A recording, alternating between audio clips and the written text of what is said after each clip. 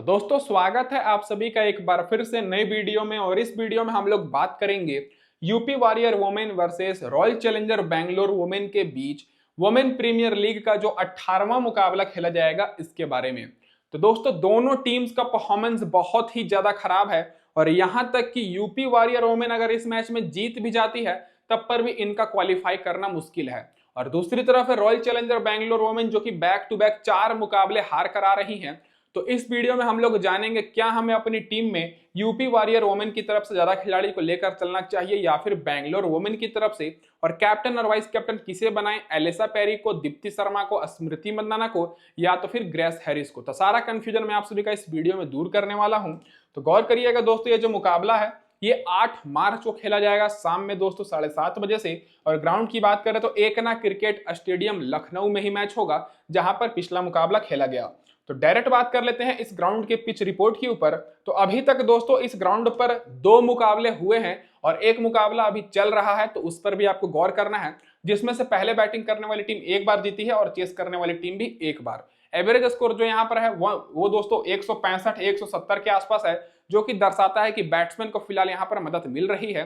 Highest score यहाँ पर Gujarat women का है 186 रन का, और लोएस्ट स्कोर यहाँ पर यूपी वॉरियर वोमेन का ही है दोस्तों 105 रन का। स्कोरिंग पैटर्न देखिएगा तो दोस्तों जो 2 मुकाबला खेला गया उसमें से एक बार 150 और 170 के बीच में स्कोर बना और एक बार दोस्तों 170 और 190 के बीच में। ये तो हो गई दोस्तों पूरी की पूरी ओवरऑल पिच रिपोर्ट।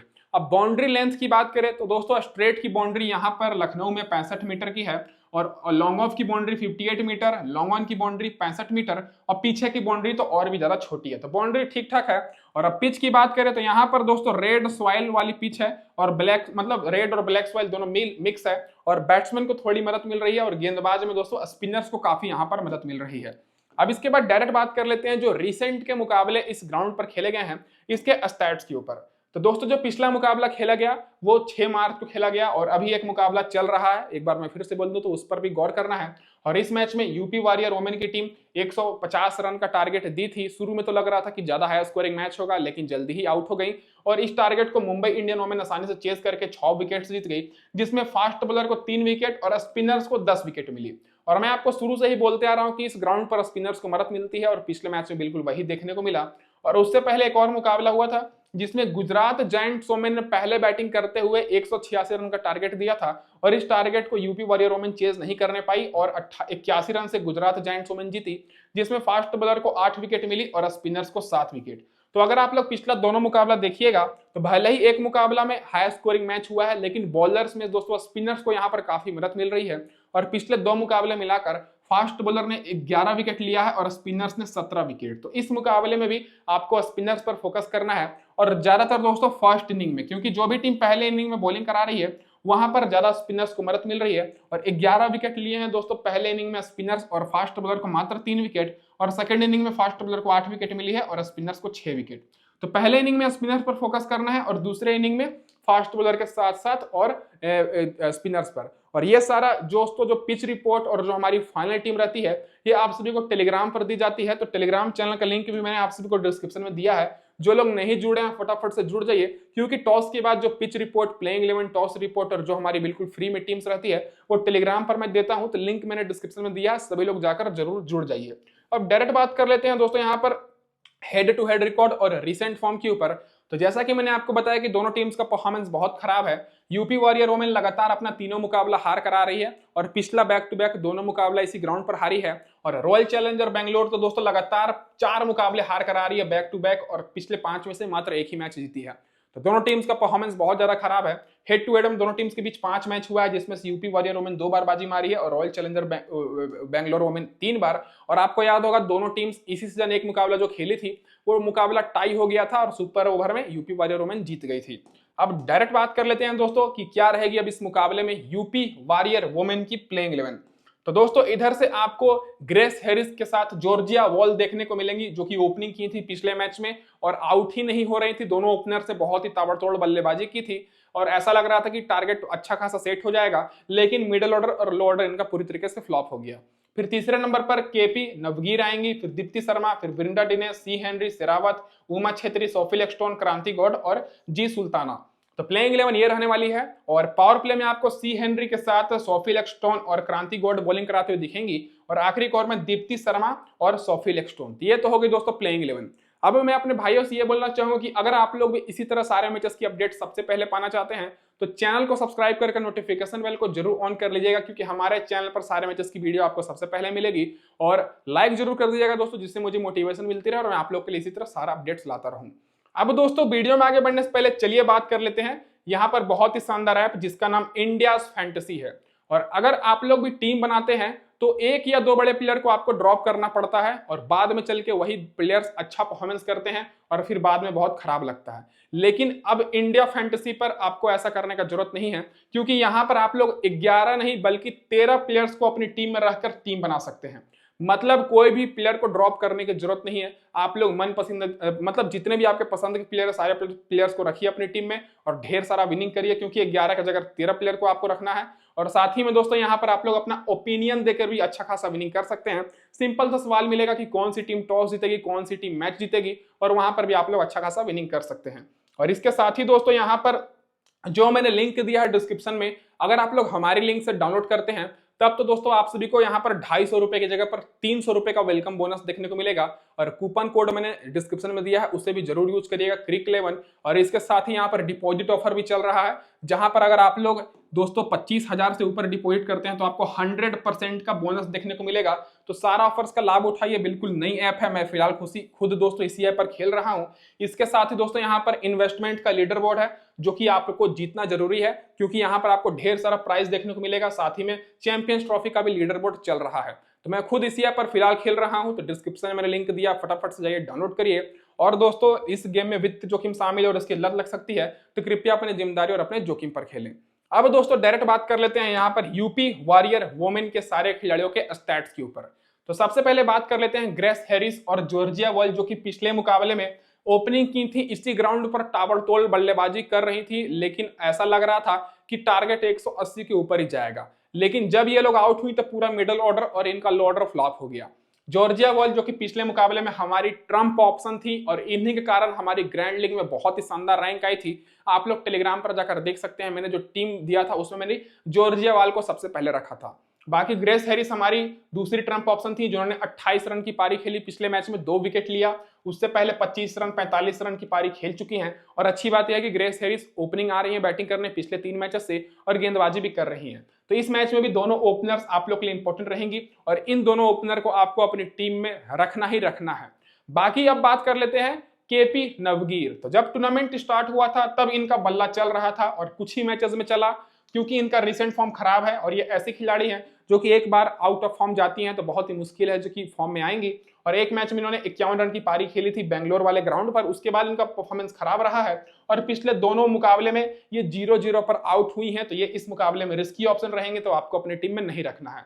बाकी जो तीसरी इंपॉर्टेंट खिलाड़ी रहेंगी वो दीप्ति शर्मा रहने वाली हैं, जो कि पिछले मैच में 27 रन की पारी खेली, विकेट तो नहीं मिला। उससे पहले 6 रन 1 विकेट, 4 रन 1 विकेट और 25 रन 1 विकेट की पारी खेल चुकी है। तो दीप्ति शर्मा को आपको अपनी टीम में रखना है। कैप्टन के लिए तो मैं सजेस्ट नहीं करूंगा, लेकिन वाइस कैप्टन तक आप लोग कर सकते हैं। बाकी बृंदा दिनेश की बात करें, जो कि पिछले मैच में 10 रन बनाई और उससे पहले 1 रन, फिर 34 रन और 33 रन और 14 रन की इनका बेस्ट स्कोर है। तो ये भी दोस्तों इस मुकाबले में रिस्की ऑप्शन रहेंगी। तो टॉप ऑर्डर से बृंदा दिनेश और केपी नवगीर, जो कि पहले ओपनिंग करती थी, वो आउट ऑफ फॉर्म हो चुकी हैं, और फिलहाल ओपनिंग ग्रेस हैरिस और जॉर्जिया वॉल कर रही हैं, जो कि इंपॉर्टेंट रहेंगी। और केपी नवगीर और बृंदा दिनेश को आपको अपनी टीम में नहीं रखना है। डायरेक्ट अब आपको लो ऑर्डर से सी हेनरी पर फोकस करना है, क्योंकि पिछले मैच में इनको बैटिंग में प्रमोट किया गया था इनका दोस्तों परफॉर्मेंस देखकर। और क्योंकि इन्होंने शुरू में 62 रन की पारी खेली थी, फिर इन्होंने 8 रन 1 विकेट और 28 रन 1 विकेट, और पिछले मैच में 6 रन की पारी खेली है।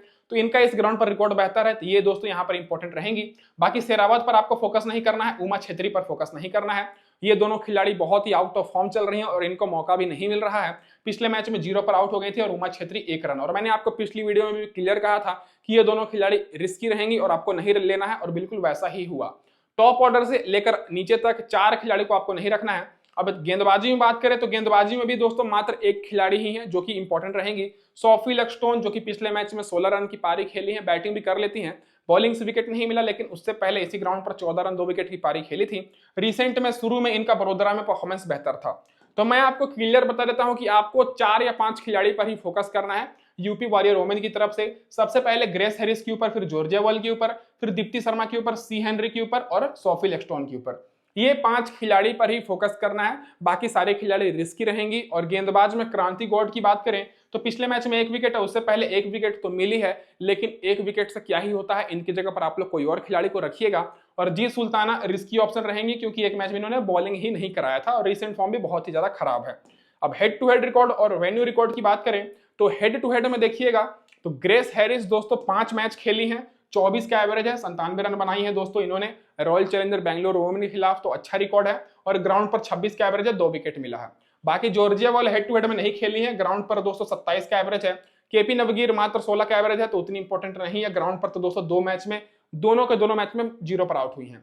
दीप्ति शर्मा का रिकॉर्ड बेहतर है, 5 मैच में 8 विकेट है, 31 का एवरेज है, ग्राउंड पर 16 का एवरेज है और 1 विकेट मिला है। बाकी वृंदा दिनेश का मात्र 16 का है, तो ये भी इंपॉर्टेंट नहीं रहेंगी, ग्राउंड पर दोस्तों मात्र 5 का है।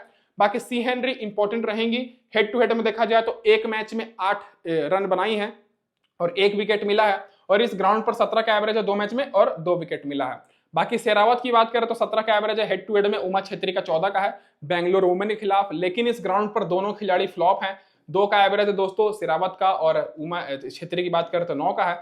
तो आप सभी को जैसा जैसे मैंने आपको बताया उन खिलाड़ियों पर आपको बिल्कुल फोकस नहीं करना है, जैसे केपी नवगीर हो गई, वृंदा दिनेश हो गई, फिर शेरावत हो गई, उमा छेत्री हो गई, क्रांति गौड़ हो गई और जी सुल्ताना हो गई। ये दोस्तों जो 6 खिलाड़ी हैं, ये 6 खिलाड़ी बहुत ही रेयर चांस है कि परफॉर्मेंस करेंगी, तो इन 6 में से किसी को नहीं रखना है।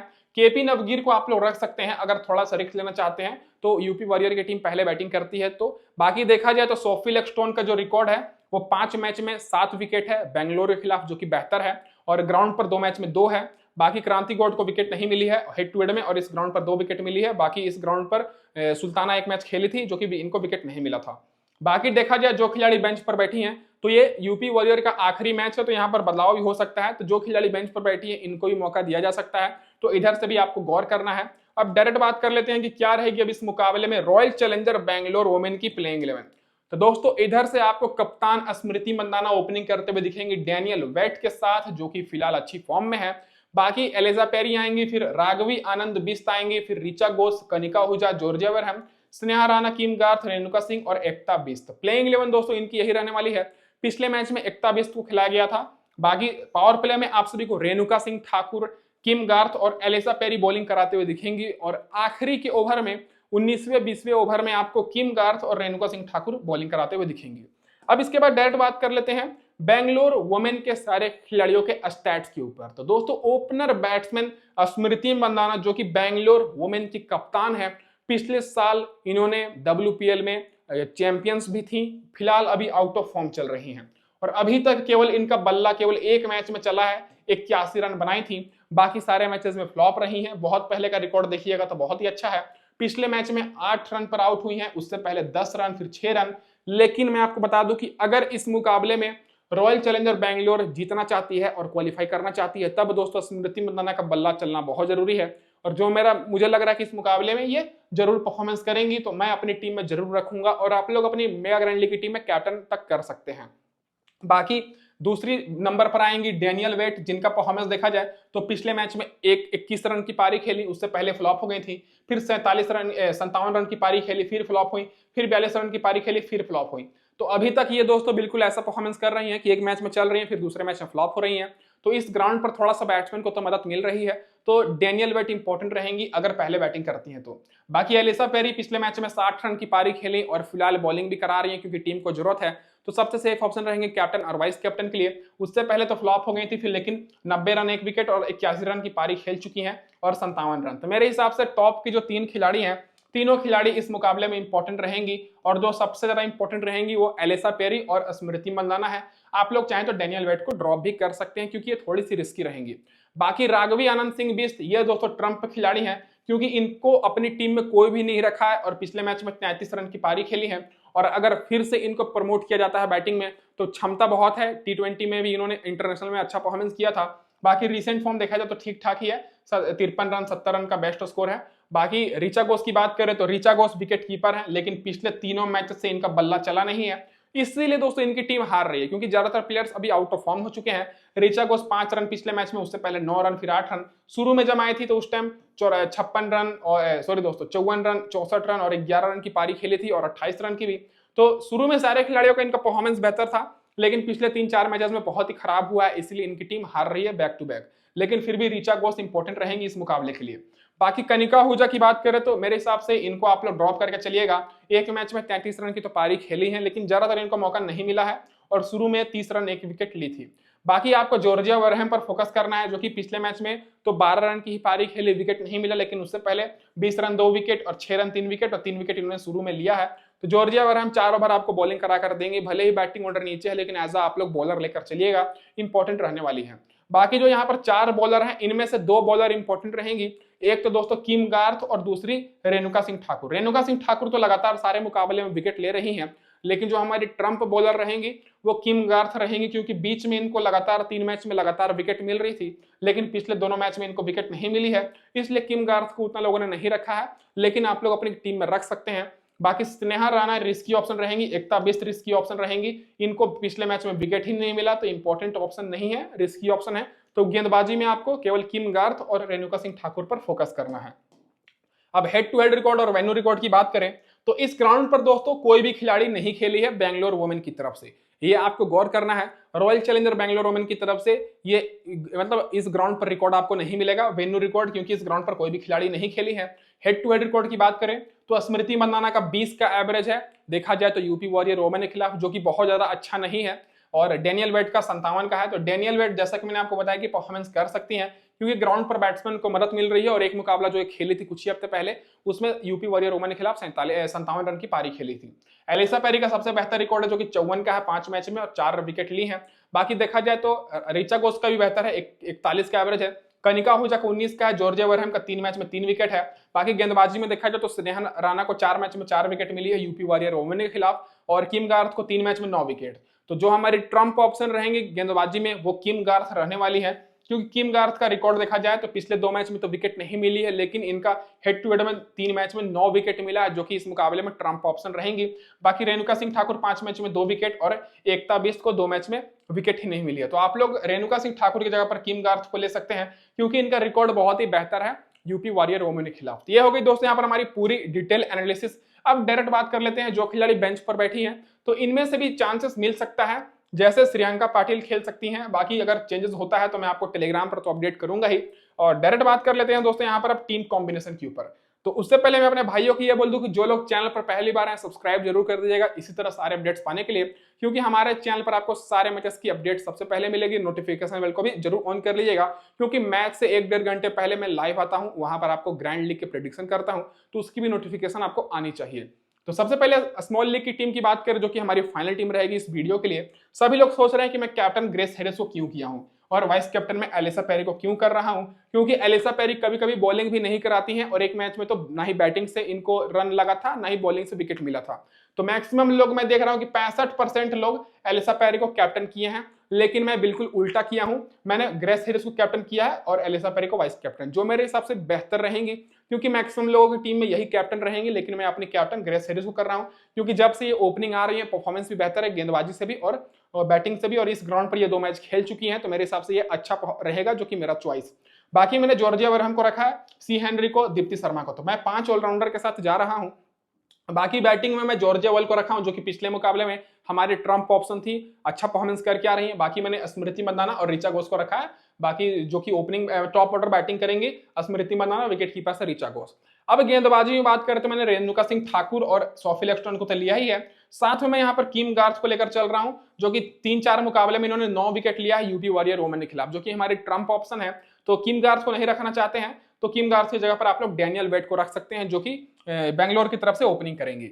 ये होगी दोस्तों यहाँ पर हमारी फाइनल टीम। अब बात कर लेते हैं इंडिया फैंटेसी की टीम के बारे में, क्योंकि यहाँ पर अगर आप लोग देखिएगा तो मैं डेनियल वेट को नहीं लेने पा रहा हूं, उनकी जगह पर मैंने किम गार्थ को रखा है। लेकिन इस यहाँ पर दोस्तों मैंने अपनी टीम में टोटल 13 खिलाड़ियों का रखा है, क्योंकि यहाँ पर मैं 11 की जगह पर 13 खिलाड़ी को सिलेक्ट किया हूँ।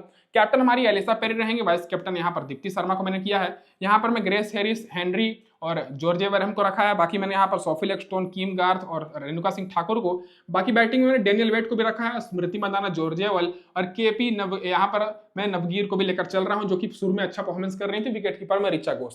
तो यहाँ पर आप लोग 13 खिलाड़ी को लेकर टीम बना सकते हैं। तो बहुत ही शानदार ऐप है, आपको यहाँ पर कोई भी खिलाड़ी को ड्रॉप नहीं करना पड़ेगा। फिलहाल तो मैं खुद इसी ऐप पर खेल रहा हूँ, तो आप लोग भी जाइए, मौका का फायदा उठाइए। लिंक मैंने डिस्क्रिप्शन में दिया है, कूपन कोड को यूज करिए, 300 रुपए का आपको वेलकम बोनस देखने को मिलेगा।